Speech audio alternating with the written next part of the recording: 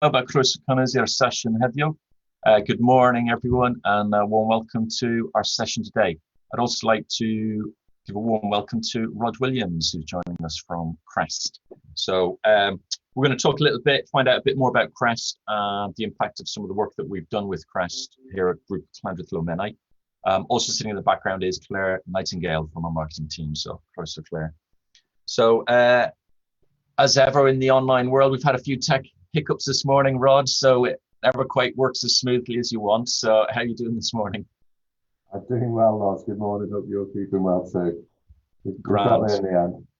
Grand. Your sound is there. It's not coming out 100% clear to me, so I don't know if you need to move closer to your mic or not, but we'll just Is that any better? Yeah, that's coming through better. So grand. So I'll give a brief introduction to who I am, and then I'll ask you to introduce yourself and give a bit of background to Crest. So for myself, my name is Laurence Cox, and I work as a business mentor here on the North Wales Business Academy program, which has been running since 2017. Basically, we work with organisations across North West Wales to help improve them on their, strategic management capability with a view to future-proofing themselves. As part of that, Crest joined that program in 2019. And in addition, I would just work on Institute Leadership and Management programs here as well.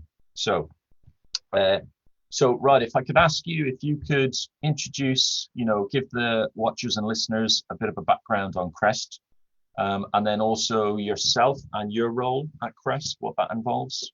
Yeah, of course. Well, Crest was established in 1998. And we've been at the forefront of social enterprise development in Wales for nearly 21, 22 years.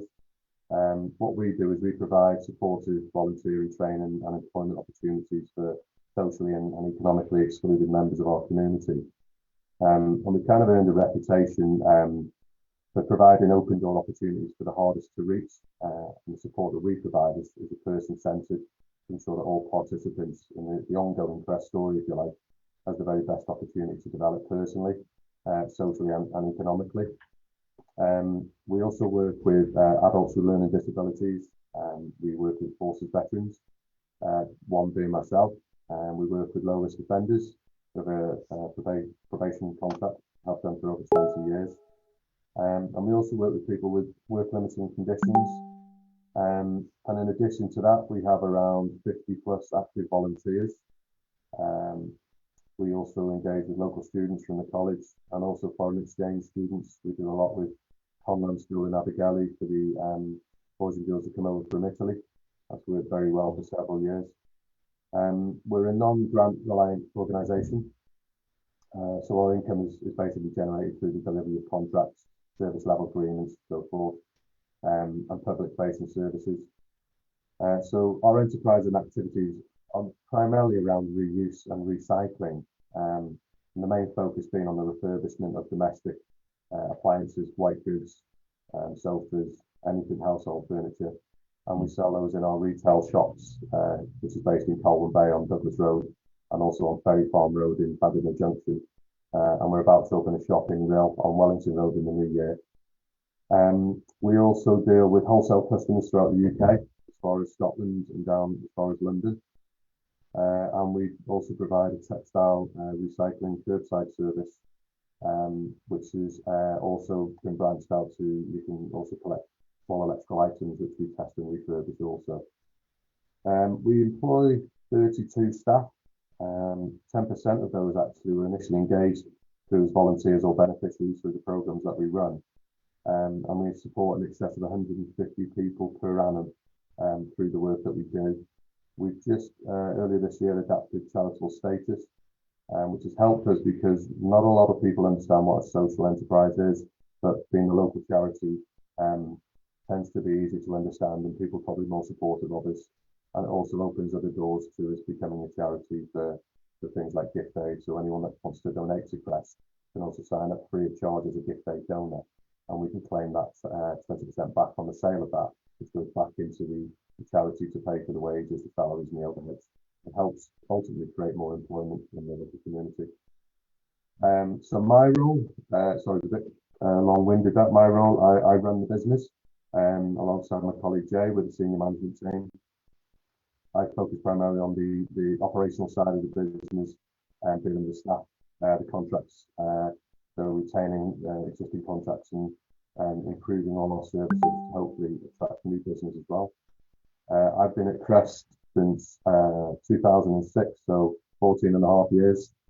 And things are going well. It's been a tough year for everyone, but obviously I'll elaborate that as we go through the interview. But pretty much, hopefully that gives you an idea of what Crest and myself is about. Yeah, and I think it's fair to say, Rod, that most people's interaction might be from having some furniture picked up or going into the shop at Llandudno Junction and that. But as you just outlined there, you work with quite a lot of different sorts of groups, and it's interesting because when we think about where we're moving now, and we now have these words about regenerative economies and circular economies, and the work that you do is right at the heart of that. So we're constantly regenerating, like what you're doing with the white goods there. So very good. So with that in mind, then. We've had COVID. COVID's been a really big challenge to charitable organizations and social enterprises in terms of, places that have shops haven't been able to open and then bring in income. So, in terms of COVID, what has been the impact on Crest? It's had a big impact, Laurence, not only on the business, but also on the health and well-being of our staff and beneficiaries. We've obviously, like everyone else, we were pretty much forced to close down for the initial lockdown period. Apart from three of us, which was pretty much the senior management team to make sure the business was ticking over and our doors are still open for families in crisis that needed our support. So yeah, I mean, it's had an impact, obviously financially. Again, people have struggled being at home. So we've had to try and think differently and think outside the box and keep in regular contact with all our staff and beneficiaries. The only blessing for us, I guess, is that we planned refurbishments that were taking place. So the contractors were able to do that with no disruption with customers and staff being around. So if there's anything to take out of it, I'm always looking for a positive out of a negative. We were able to get that work completed without any disruption there. But I think more worrying for us as an organisation is the increase in the demand for our services, more so with families in crisis who have unfortunately found themselves out of work, being made redundant.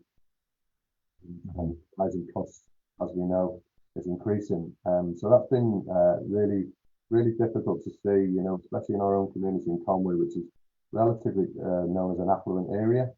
And I think it's quite surprising for people that maybe, don't know an organisation like Crest or don't see it day to day. I think they'd be surprised how much of an issue there is locally, and the needs for that is increasing day by day. So the latest lockdown, the circuit breaker, if you like, the 2-week one, we stayed open. We're now classed as key workers, and thankfully we did stay open, Lars, because our doors and our phone was inundated with requests for furniture, for essential white goods.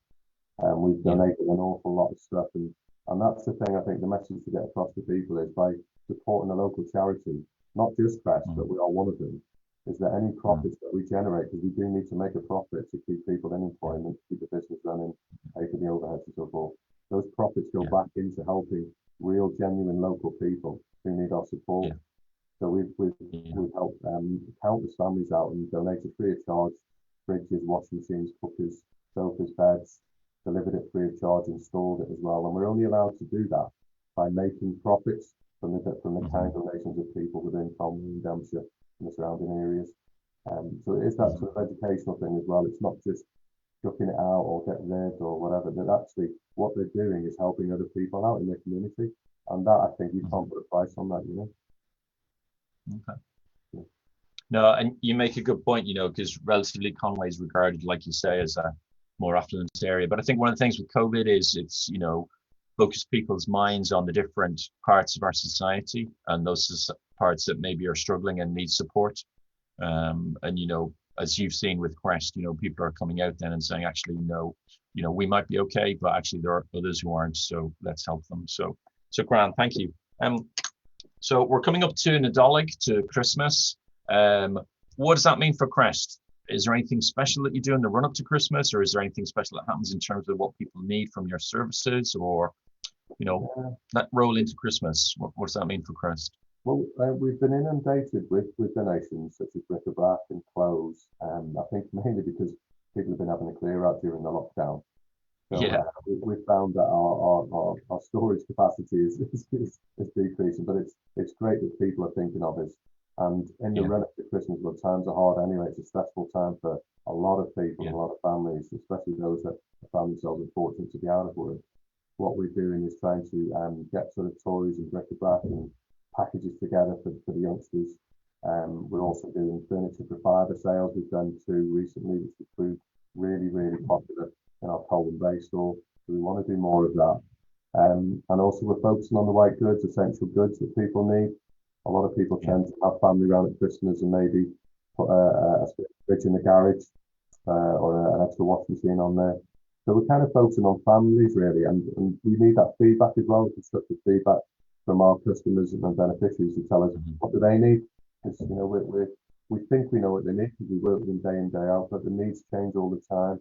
So we're really, really open to some feedback and some constructive feedback as well, which will help us improve our services for the community. Yeah, no, that's good. So if I move it on then, yourself and Steve came on the Strategic Business Analysis Program, which sounds like a big program, but involved 2 days you coming into us. That was back in, I think, spring 2019. So what is that, doing that program, what has that brought to you and Crest, do you feel, from the work that you did with us then? That program was really, really inspiring, Ross. I think about it a lot, actually. It really opened my eyes, and I know I speak on behalf of Steve because we speak regularly about it. And it really fed into our business plan. Our business plan was outdated, and we needed to pull it together and modernise it and look to the future. And it made me think a lot different, actually, about involving all of the staff, all the beneficiaries from top to bottom, so they feed into it and we get their buy-in to the plan as well. Because it's all good and well just devising something and just delivering it to the staff. But what I found with that approach in the past, being under previous jobs and managers that I've worked under, is that you don't feel part of it. You don't feel like you've had any say.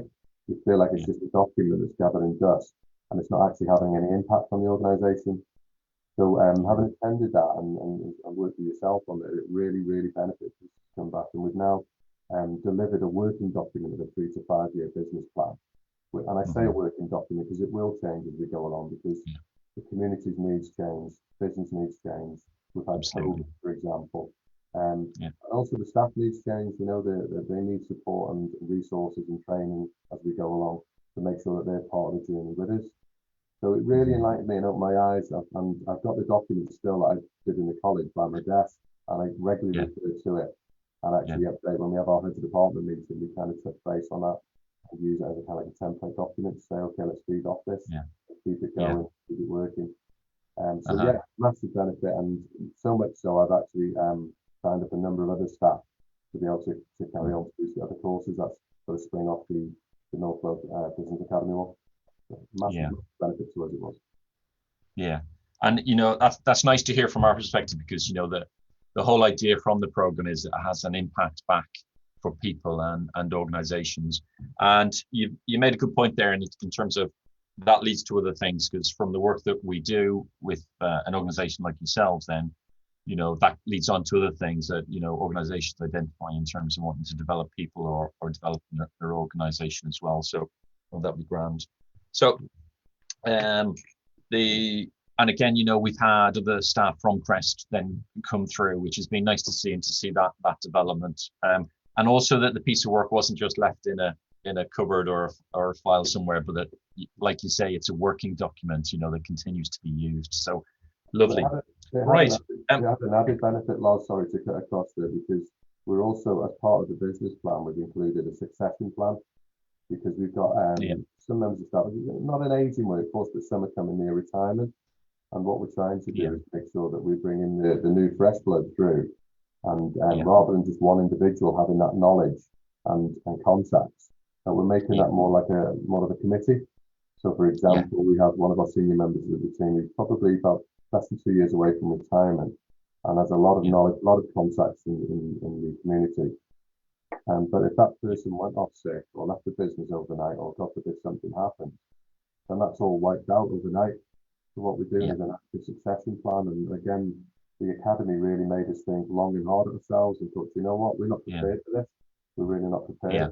And I include myself, if I got run over by a bus stop, I've still got a few more working years left in me. But if something did happen, where would all that knowledge that I gained over the last 14 and a half, 15 years in the sector go? So we're actively implementing that because of the Academy courses. And not only that, we've then expanded into the marketing courses as well as some other things that we've discussed there. So I would definitely highly recommend it to any business, not just the third sector organisation, any business, because it really gets you thinking. Where it's sort of uncomfortable initially, but then when you start digging down, I actually enjoyed the exercise. Good. Because I've involved the staff at all levels, I'm finding they're engaging so much more. Where initially they were a bit like me, thinking, where do we go with it? What does this mean? Are you leaving? No, we're not leaving anyway. But actually, what it is, if I can go on 2 weeks holiday, I'm not worried about my phone ringing all the time or an emergency happening. I've got a team around me who can actually calmly and confidently and have the confidence to actually pick up the business and carry it on. It's really helpful. That's good. Thank you for that feedback, Rod. And you're right, succession is really important. You know, we have a lot of family businesses across North Wales, and that transition from one generation to the next, it doesn't always go right. So, and it does take time, like you said, and you don't want to lose, because suddenly that knowledge and experience that you lose, so often it isn't apparent until that individual has left, and you go, but preparing for that. So no, that's really good to hear. So listen, we've come to the end of our questions. So thank you very much. I'm going to ask Claire to come back in, because some of our listeners and watchers may be wanting to ask us some questions. So let's hope it's not a trial like I'm a celebrity, will get me out of here, but we'll see. If you're an Australian watching this, I'm sorry, we've got the celebrities here in North Wales this year. So Claire, over to you. Hi, Laurence. Just question just about if there are other businesses or social enterprises, how can they get involved and join the Academy? First point of contact is probably to have a look at our website, nuba.ac.uk. And then there's email contacts from there. You can get in touch with us. We also have a presence on our LinkedIn and Facebook as well. And then we can advise you. We have a number of courses, and then we'd have a chat with you. And then from there, in terms of the program that Rod came on, the next SBA, that next program will start in January 2021. We also just have a little question about, COVID response, and has any of the training changed as a result of COVID? Anything that people can take advantage of, businesses can take advantage of at present? There's two answers to that. One answer is that we identified from the work that we were working with, because as a result of the program, we've worked with over 250 organizations in North Wales. And as we were working with various organizations as COVID and we went into lockdown, we started to identify, some businesses were thriving, but a lot of businesses were just surviving, and some were even looking at, not surviving. And it was a real challenge to their existing model, how they did things. So we've developed a second course that we call the IRB, Innovate and Reshape the Business course. So if people are fundamentally looking at, right, I've got to go back to square one or fundamentally change how we do things, that's a program that we've developed over the course of the summer and have launched. It's a more intense program than the SBA, but the flip side is it also has more mentor support. I think that's the key point to say, the program that Rod and Crest were on, we work as mentors with the organizations as well. So it's not just a case of coming on a course and going away. We actually come and follow up with one-to-one. So you get an opportunity to, have someone look at your organization with objective eyes. So, and in terms of the SBA itself, one of the things when we started the program in 2017, we've constantly updated it. So, we're very clear that we're operating in an environment which is constantly changing. And, one of the key things of the program was to get people to think longer term and look at that external environment. And COVID has actually brought that front and center, because suddenly something that happened way off the other side of the world is now impacting all of us in a big way. And that thread just runs through. We keep the program current, and the feedback from the organizations that come on it has told us that, and that's important for us. Are there any taster sessions at the moment then? I'll let you talk about that if there are, and then can we give the final word to Rod, just in case there's anything he would like to just close off on. And that's my last question for you, Laurence. You've caught me on the hop there, Claire, because I haven't got the next IRB or SBA taster to hand, but I do know it's here somewhere. So we'll post. We'll send me after, and I'll post a link under here for anyone who's we just did an SBA taster last Friday, so and I think we've got one scheduled for early December. So just before Christmas, So if we go over to Rod now. So Rod, is there anything else you'd like to say before I close the session out? Just a message really to anyone out in the community that needs any support or help. At Crest here, we practice what we preach, whether it's in a voluntary capacity, some training, some confidence building, or actually need some essential goods for the household, whatever it may be, just come and talk to us. Either contact myself directly on 01492 596 783, or privately if you want to do an email, whatever it is, whatever communication suits them. We're here to help, and we are genuinely here for the community. And just a quick note really on the Llandudno College for the support that they've given us, and ongoing support, I have to say, not just during the course. It's been a massive impact to us, and happy to speak to any potential employers that are thinking of going to attend the courses or sending their staff on. Happy to speak with them privately about that and the benefits that it's been Crest. That's great, Rod. Thank you very much. So obviously, you're there to help. Christmas, I guess we're all looking forward to it because of the year that it's been, but for some folks it is a struggle, and we've got people who have lost jobs and that. So you're right, there is help out there. So if you're thinking, reach out, folks. And also if you want to find out more, speak to Rod about his experience in the program, then you've got an invite there. So diolch fawr iawn, pawb. Thank you very much everyone for joining us today and watching. Good luck with the rest of your day, and depend with us the weekend. So from Rod, myself and Claire, hwyl.